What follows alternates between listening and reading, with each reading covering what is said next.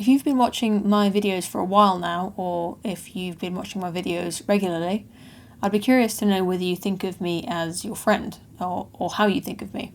I was thinking about this recently because I watched a multi-part video essay on YouTube. I've forgotten the name of the series or even the channel, but I'll link to it in the description of this video. It was about parasocial relationships, which I think is a really interesting concept, although I don't actually like the name very much. The idea of a parasocial relationship is a relationship that is one-sided, or it's with a person who you will never meet, or someone who isn't even real because they're a fictional character or some kind of robot or artificial intelligence.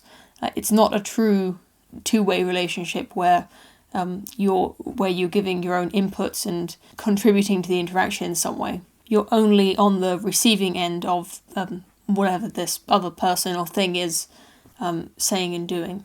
The video essay goes into a lot of examples about this, but I was most intrigued by thinking about the examples of YouTube and Twitch as platforms where people start to make these parasocial relationships.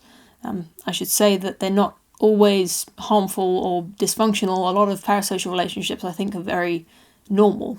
If, like me, you watch a lot of YouTube videos and you follow a few channels that I would call personality channels, YouTube channels that are driven by either a person or a small group of people who you find endearing. Their endearing qualities are what make you keep coming back to the channel. It's not exactly entertainment, although of course you are getting entertainment as well a lot of the time. And it's not an informative channel, or something that you go to get interesting information or ideas. It's those channels that you go to because you like the personality of the person or people in the videos. I think Twitch is a really interesting example of this because it's so raw. The interaction between you and the Twitch streamer is so it's unedited, it's unfiltered, and although the person might be putting on some kind of low-key performance, it's pretty difficult to keep up an intense act for that long, so you've got a pretty good assurance that they're being at least somewhat honest about who they really are. In the video essay that got me thinking about this, the essayist said that the interactions that you have with these online people, you're getting a version of them that is not real, and that's part of this parasocial relationship, is that you think you know this person because you've been watching them for hours or listening to them, but really you don't know them the same way that their family does or a true friend does.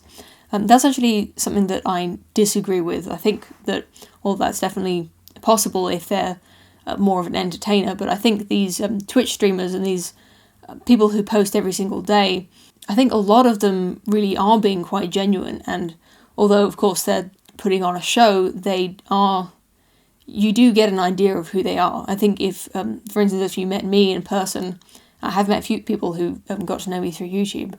I think the people who watched my videos and then got to know me would probably think that I'm pretty similar to what they were expecting based on these videos. But still, watching someone on YouTube or Twitch or listening to their podcast is not the same as being friends with them. Not because the person isn't real, because they're not really like that, but because it's one-sided, because you're not putting anything up for them. You're not putting anything into the relationship. You're just receiving this one-way kind of good feelings, this company that you feel like you have when you're experiencing them. But they have no opportunity to pass any judgment on you. They can't get into an argument with you. They can't get into even a conversation with you. They have no opinion of you at all because they do not even know that you exist.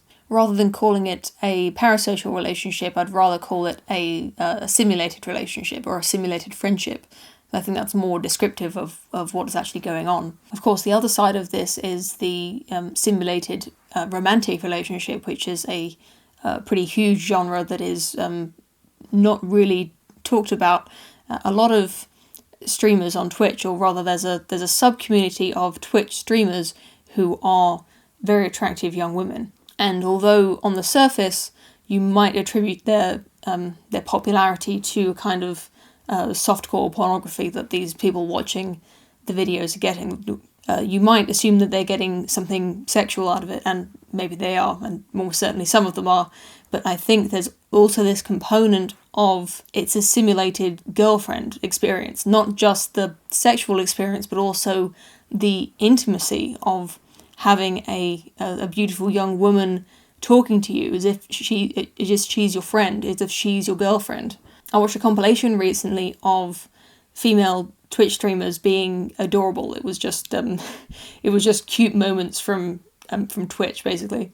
Even I found them hypnotizing. They were just these really charismatic, beautiful women who were talking to the camera. Like, they're very good at it. They tell these intimate stories about themselves. And for someone who has a lot of difficulty finding a real romantic relationship with someone in the real world, I can imagine how satisfying it would be to engage in this simulation of a relationship, probably with a woman who is far in excess of what most men have access to, or most women for that matter. Most lesbian women are not able to have women who are so beautiful. I'm not going to go into whether it's moral or immoral for these streamers to be doing this. I think that's a complicated question, but it's not exactly what I'm asking myself at the moment. I think what I would really like to know is what effect is this having on the people watching, either in the case of friendship or with these romantic relationship simulations. It's an unfortunate fact of life that there are people in the world who are condemned to eternal loneliness. People who are severely disabled, severely anxious, depressed, or have social issues. Severe autism. A lot of these people, if you have many of these disorders all at once, it's almost impossible for you to make friends, let alone having a fulfilling relationship with another person. I would feel bad for judging those people for enjoying these simulated relationships, for enjoying these streamers and YouTubers and feeling like they have friends or feeling like they have a girlfriend for a few hours a day. I wouldn't want to judge those people for seeking out that kind of experience when the real world can be extremely harsh and cruel place for people who are extremely unfortunate. And people don't judge old people generally, the extremely elderly who are incapable of leaving their house very much, or they don't get visited by their family anymore. Nobody judges them for watching TV for hours every day just to have another voice in the room with them. I think it's just a more intense version of that, basically. I think there's also this other group of people who feel like they're in that situation, who could be out making friends and getting on dates with girls and things, and boys. I don't want to generalize this to either one sexuality or one sex. I think there are people who are social recluses, maybe not exactly by choice, but because of their own actions, who could be doing more to help themselves. And I think it's an interesting question whether these simulated relationships and simulated friendships are a crutch that they're leaning on that is stopping them from pursuing real life interactions in the real world. This is all just speculation. I really don't know, but I could imagine something like that happening. But it really is impossible to measure how much good these kinds of videos and YouTubers and streamers are doing in the world versus how much bad effect they're having. Obviously, there are also a lot of very high-functioning people who enjoy these kinds of videos and streamers who have a very active social life, but just supplement that with a few relaxing videos in the evening just to unwind, or a podcast to keep them company on their commute or something. But back to my original question at the top of this video, I'm curious about what you all think about this channel. I'm not exactly what I would call a personality channel. I'm not a PewDiePie. I'm not here to entertain you, make you laugh, or maybe it is a form of entertainment, but I'm just here talking about my ideas. Although I am being genuine, I'm not scripting this, so I don't know what I'd be classed as. I expect just by the law of averages that many of you out there are the kind of lonely people that I described. Also, I think those kinds of people are overrepresented in the YouTube community just because those kinds of people go on YouTube more just for the reasons I'm describing, and they have more spare time. I hope you don't feel like I've been judging you. I'm just like, I don't know why people are coming to my channel. A lot of my viewer base is male, like 95%. And yet I don't think I'm giving off that girlfriend vibe that I see so much in streamers and in ASMR videos, if you ever watch those. So maybe it's just that my ideas are more appealing to masculine types. I don't know. Maybe I'm not filling the girlfriend void or the friend void, but I'm filling the interesting conversation void. Or maybe that's being too self-congratulatory, but I guess if you're watching this, you must think I'm at least a bit interesting. I know for people with pretty niche interests or pretty niche political views, well, not exactly niche, but it's hard to find people who will talk to you about these sorts of things, the kind of things I talk about on my video. So am I filling that void, the discussing politics over coffee void? And on the flip side of that, why am I making videos? What am I getting out of this interaction? You may or may not know that I don't make any money off this channel. I haven't made even 1 penny. But I do make these videos for a reason, partly because of my own intellectual curiosity, but if I'm being honest, I'd also have to say that there is a social aspect that I'm getting out of this. The feeling of being liked is enjoyable.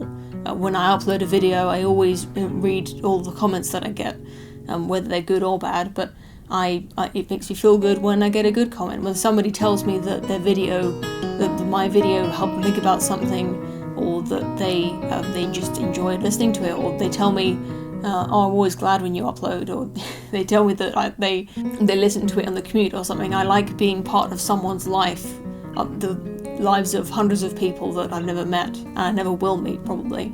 That's why I don't just do the discussion of ideas stuff, even though that really should be what I'm sticking to if my intentions were completely intellectual and I was just doing this for the pursuit of truth. I wouldn't be putting on stupid face paint and recording covers of songs that I like and putting up footage of me flying owls. I would just be doing the discussion parts of the video. I wouldn't be trying to get you to like me. And what I really want to know is that healthy? Is it okay? Women all over the internet and men as well are always trying to get people to like them, either it's on a social network that's just for friends, or if it's a more public network. People always post the best sides of themselves and hope to get a lot of likes on their posts. That's what social networking is in modern society.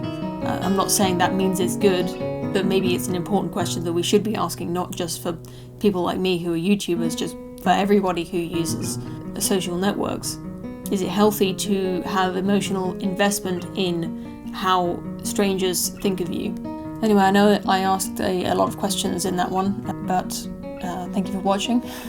If you have responses to any of those many questions that I asked, then I'd be especially interested to hear from you in this video, so please comment if you would like to. I will see you again very soon.